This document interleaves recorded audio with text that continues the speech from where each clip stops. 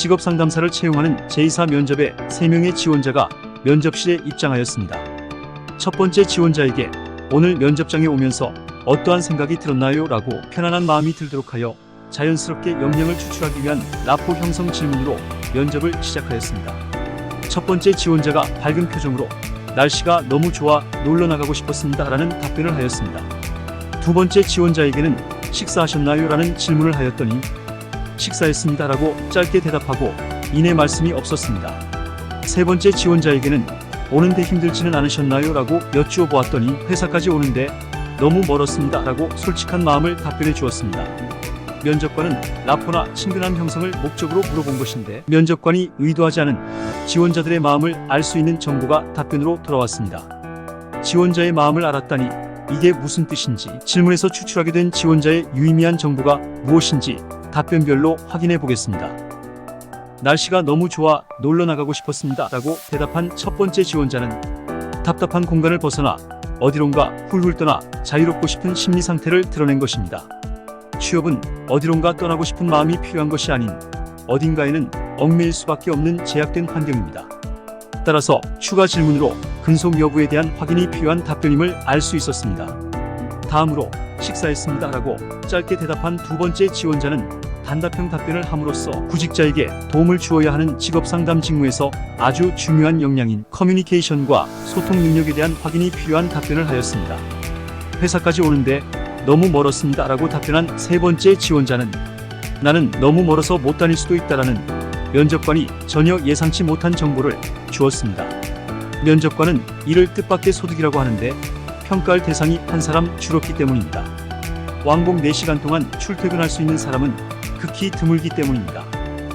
3명의 지원자분들이 긴장 속에서도 최선을 다하는 모습을 보여주었지만 이러한 답변들은 면접관의 면접 시작과 지원자의 면접 시작이 다르다라는 사실을 잘 보여줍니다. 그렇다면 이러한 시작의 차이는 어디에서 발생하는 것일까요? 원인은 간단했습니다. 면접 대기실부터 안내요원으로 목적을 숨긴 인사팀 직원이 10% 평가를 하는 L사의 면접 시작이 지원자의 면접 시작과 다른 이유는 면접 시작 시간에 대한 인식 차이에 있었습니다.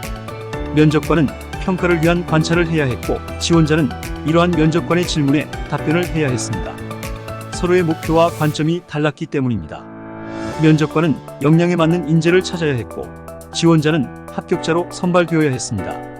이처럼 3명의 지원자에게 적용한 면접평가 기법을 심리학에서는 개인 성격의 특성을 발견하는 인성검사 방법의 하나로서 투사라고 부릅니다.